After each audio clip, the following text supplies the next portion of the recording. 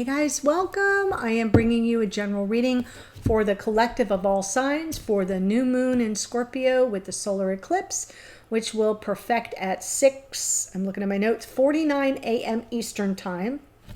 So 3:49 a.m. on the West Coast and later in the late morning across the pond. So check your local listings on the 25th in Scorpio. So new moons and full moons already have amplified energy as it is, which is why we pay so much attention to it. But when we have an eclipse and we're beginning this eclipse season, it's like doubly amplified.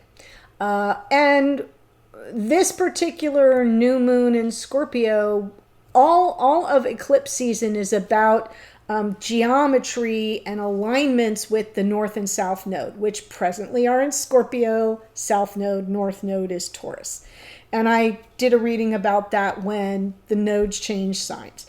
So this isn't about your own natal nodes, unless they happen to be in Scorpio and Taurus. It's about the collective. That's part of the journey here, is we do have our individual lives, but we're also parts of a collective. So this is a collective reading. In the extended, I will then take all the collective energy that comes through and see how it applies personally to you, Aries through Pisces, Sun and Rising Venus. So that will come, but this is more collective energy. We've got, for this new moon, we have the moon and the sun. All new moons, the sun and the moon are together. And we have Venus there, all at 2 degrees of Scorpio. So love is in the house, thank goodness. And I just did the Sun and Venus conjunction reading. Please go watch it. It's really beautiful. And we'll give you some clues as to what's happening as, you know, Venus sits in the heart of the sun. We call that a cazimi. But now we've got the sun, the moon, and Venus all together at 2 degrees of Scorpio. So everything is shifted into this new mansion. By the way, if you are here as a Scorpio sun, all the best to you on your next trip around the sun. Happy solar return. Happy birthday.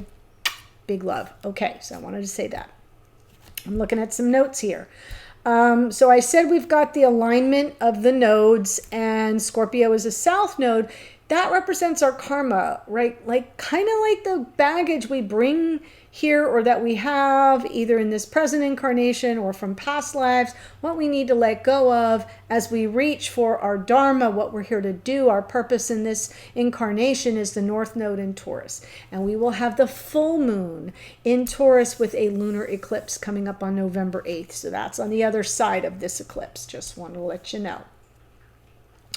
One of the most interesting transits during this particular, or alignments, maybe I should say would be a better phrase, for this particular new moon, is we have Mars in Gemini, and he's hovering. And he's hovering because he's about to station retrograde on the 30th. So just a few days after this new moon, he's gonna fully turn around. And in this position, at this degree point, he is 5 signs away from Pluto. And we call that an inconjunct. We call that a great eliminator angle. It's like an off-ramp. Like if you're on the highway and you're booking down the highway, and then all of a sudden you're like, oh, I want to exit there. And you cut across the lanes. And, you know, I don't know. I see it on TV all the time. I have never really done that myself. But you know that feeling of, oh my gosh, I have to exit now. That is this angle between Mars and Pluto. Pluto is ruling this particular eclipse because Pluto rules Scorpio. So the Lord of Karma and the planet of death and rebirth is in the house as well. And Mars is about our decisions and the action we take. And it feels to me like what I want to tell you is that Mars hovering in Gemini, which is all about communication, right, is saying, I'm going to give you a minute. I'm going to give you a minute to get clear and embody who you need to become or who you need to be as you set these intentions, and leave behind on this off-ramp, right? As you exit this off-ramp, what stays behind you on that highway of life that no longer serves you, or that won't be supportive to the intentions you're setting. This can be in your, in your behaviors. It can be in your communications. It can be in your beliefs or your self-limiting beliefs, especially. It's shadow shit, people. So pay attention to the parts, especially wherever that falls in your chart. Like I said, it's the house that we want to look at. So find 2 degrees of Scorpio in the outside circle of your chart, right? This outside circle is where you see all the glyphs. There it is for me, 4th house, 2 degrees, right after that little line from Libra to Scorpio. So I'm not talking about planets and any of that. I'm just, what house can you find 2 degrees of Scorpio? That's the area of life. And then you can just Google Scorpio 4th house and you're going to see the themes, or whatever house it is for you. So that's where you might likely find some shadow that needs to be dealt with, and where you're being given, like you're buying a little bit of time with Mars kind of hovering, so that you can kind of get rid of it. You can exit that ramp, plant the seeds of intention, and wormhole your way into the future. That's the beauty of the eclipse season. Things happen fast. Things happen fast. So with Mars kind of slow to a crawl, I wanted to bring that up because I want you to know that you're able to catch a breath as you search for what it is that needs to be released. I know that release is normally about the full moon, but this particular eclipse season, there's something that has to die off. Something that's in your way. Something that needs to be released. Scorpio is all about that before you can catapult forward as we move toward the full moon in Taurus on November 8th. There you go. So, just a little bit of information for you. So, I kind of feel like part of this is it's the shadow illuminated, even though we don't have light during a new moon. It's just there's something that's being lit up for a flash, like a flash. Just as, we've got the sun disappearing for a brief flash, and then we sort of, when the lights come back on and everything scampers, it's like things aren't going to scamper. We're going to see it. And we're going to know what needs to be released, okay? So let me pull some cards from, what is this, Sacred Traveler. If you're new to the channel, welcome. I always do these new and full moon readings, and I try to keep the astrology brief. But this one was, definitely more involved. So let's see where we've been, where we are, where we're headed. Okay, the whole deck was upside down. Oh, beautiful. Yes. Perfect. So in the past, overcoming obstacles. James and the Giant Peach there. Like Sword in the Stone is really, I know, James and the Giant Peach. Crazy lady. Yeah, we've kind of, anything we've been working through, we've kind of been working through it, knowing we can overcome it. Now, here we are, wise leader, a beacon for others. As I just said, this is a collective reading. I always see the wise leader here. Somehow I feel hermit energy here, almost like the hermit emerged, lighting the path for others.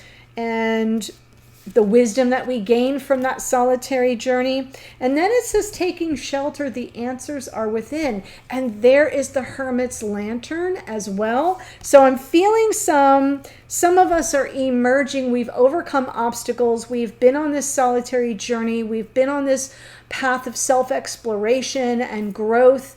As I like to say, looking under the hood of the car of our own life and determining what's kind of mucked up and needs to be dealt with.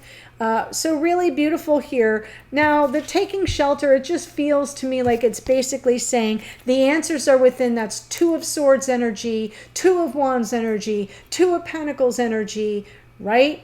2 of Cups, we're making choices from the heart. So I'm just sort of feeling like this is coming through as that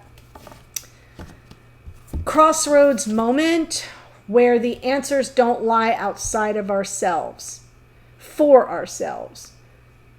We're leading others and guiding others, but then going forward, if we need clarity for ourselves, it's within ourselves. So that's what I'm seeing here. Okay, so let's go ahead and jump in. I'll do a brief reading here, and then There is a link in the description box below for the All Signs Extended. I'll go around the zodiac and we'll take the energy that comes through in this reading and apply it so you can get some personal messages. Sun, Moon, Rising, Venus, Mercury, and Mars.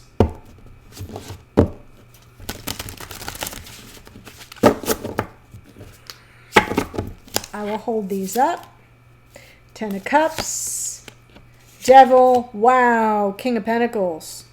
Okay, and then 8 of Wands, which is the communication of Mercury. There's the 2 of Swords, crossroads moment. The answers are within. Absolutely. And the Magician. So essentially what I'm seeing here, let me hold this up, is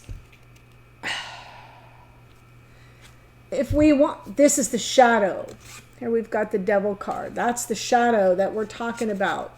Even though the Devil is really Capricorn and that's ruled by Saturn, and we're talking about scorpionic energy, I still feel that the Devil is about our fears, what holds us back, what we have our, heels dug into, control, wanting to be in control, and also our temptations and things that pull us, in terms of ego. So we've got the 10 of Cups, which is that beautiful energy of happily ever afters and bliss and nirvana and emotional completion. And then on the other side of the Devil, we've got the King of Pentacles, that energy of someone showing up for us in 3D. It could be you if you're here as a masculine, so just keep that in mind. Doesn't matter male or female. I'm talking feminine, masculine. You should know your own energy at this point. But I'm feeling like with the King of Pentacles, there may be some, sometimes the King of Pentacles is a little too practical and not emotional enough. And so that's probably some of the energy we're dealing with. It's been coming through in the other readings I've done as I go through the signs, is that there's some resistance, there's some fear, there's some defensiveness, stalling tactics, etc. 2 of Pentacles, 4 of Pentacles. Yeah, so that's what I see here. I'm going to clarify this. And then we've got the 8 of Wands, the 2 of Swords, and the Magician. And the 2 of Swords is exactly what I even like seeing the crescent moon there, where it says taking shelter, the answers are within. And I said, right, crossroads energy, reaching that moment where a decision has to be made. What needs to die off? What needs to be left behind? What am I too stubborn about? What am I holding on to? What is this person holding on to? 8 of Wands, is what we need to talk about. It's the communication aspect, and the Magician manifesting the communication, manifesting the clarity, manifesting in this moment where we set intentions of how we're going to move forward, how we're going to break through and get released from what it is that holds us back, what it is that keeps us small, what it is that makes it almost impossible to reach this nirvana, this beautiful, perfect emotional state. So, there you have it. Let me go ahead and clarify. 10 of Cups.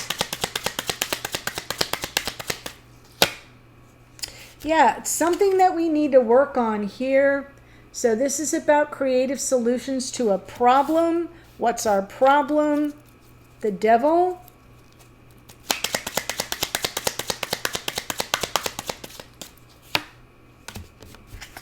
That's what needs to die off. There's the Death card.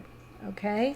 So it's the control, it's the resistance, it's the ego, it's whatever keeps us playing small. Now, this can be for you, this can be for your divine counterpart, but it's pretty much talking about our connections. This, like I said, Venus is in the house. So when you're setting intentions, what kind of solutions can you bring to the table for how to reach this beautiful state of bliss and happily ever afters? And what part of your own resistance and your own ego do you need to release and let go of? Couldn't be a better card. And now we have the King of Pentacles.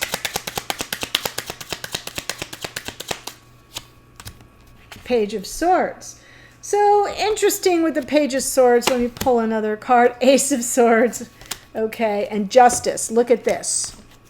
A search for truth, for clarity, for insight, for wisdom, for accountability, for integration. All the energies of the swords. Look at that. Really powerful. I love that we get justice underneath. So there's a truth that is eluding you, or us, I should say, since it's a collective reading. But it's being offered by spirit. So once we sort of get out of our own way and release the hold that ego has on us, then that information comes in, then some balance is restored with justice. But I feel like the Page of Swords here is what you're searching for. And remember, I said it's an inside job. With the Two of Swords, the answers are within.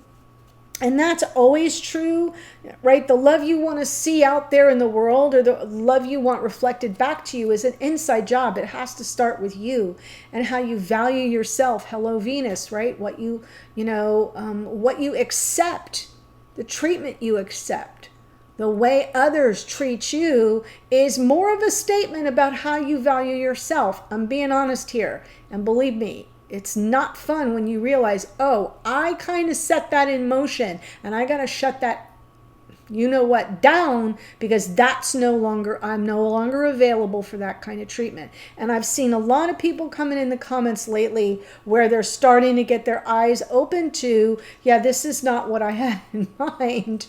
I don't want to be treated this way or left in the dark. Well, here's a moment where all this clarity is available to you, but you have to start within. So let's look at the Eight of Wands. Talking about the future, Ten of Pentacles, talking about, right, communication about, is there any way that this could go the distance? Do we have a future? Are we on the same page? What do we value? This is a card of abundance. And again, Ten of Pentacles and the Ten of Cups. These are the two cards that come through the most for relationships, like what we have in mind. So since we're setting intentions, it's about happily ever afters. It's about legacy and long-term committed conventional relationship, life partnership. So if there's going to be a communication, that's what it might need to be about. And the Two of Swords.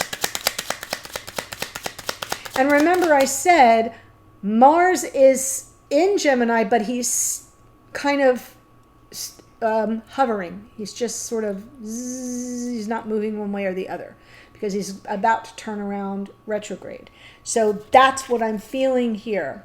Mars in that communication sign is basically saying, I'm going to give you a minute to get clear about it before you act on it, before you give voice to it, if that makes sense. Wow. So Two of Swords, King of Pentacles. Yeah.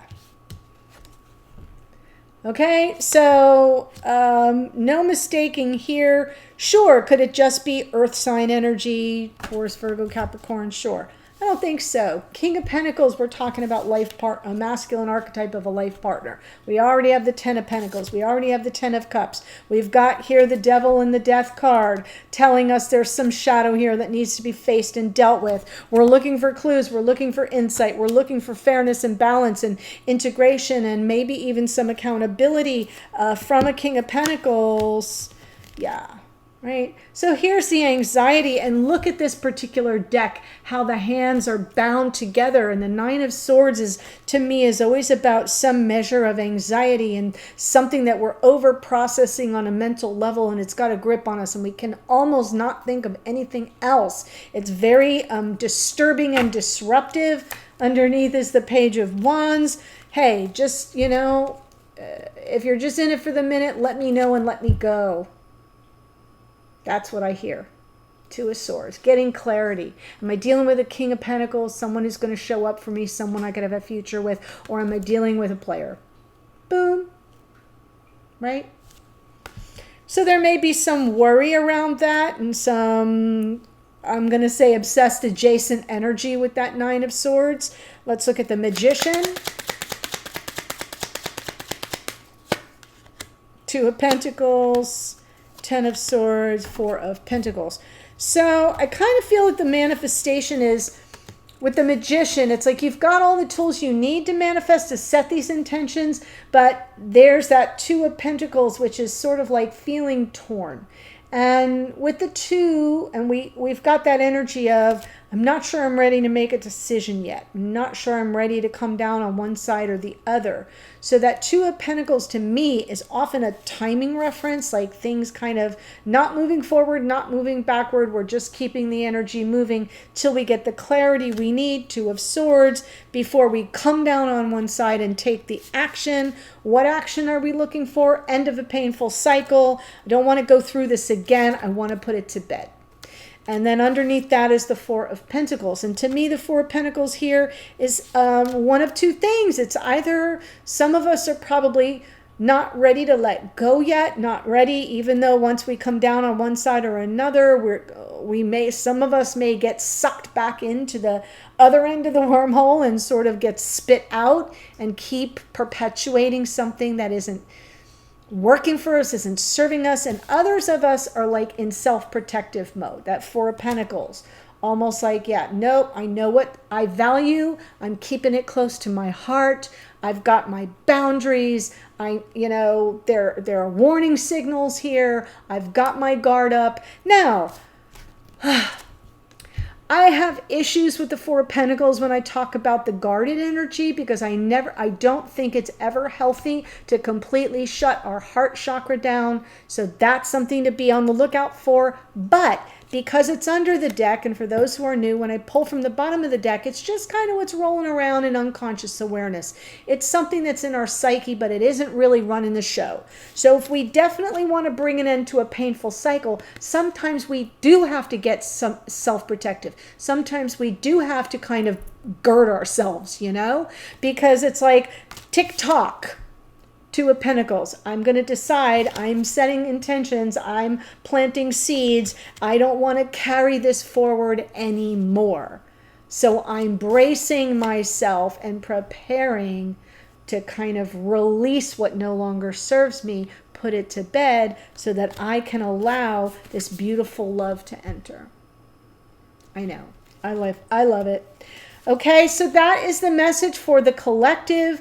There is a link below that will take you to the extended, and at the point that you get to the reading, in the description box are the timestamps. So you will have to copy and paste that, because I don't put it up on YouTube. It's a different platform and I can't sort of create those hyperlinks. So just copy and paste it. That way you can get to whichever sign you want to go to quickly. All right, my loves. New moon in Scorpio, partial solar eclipse. Blessings to all. May you enter the wormhole with ease and grace and come out on the other side more open to the love you deserve. Sending you all my best. Bye for now.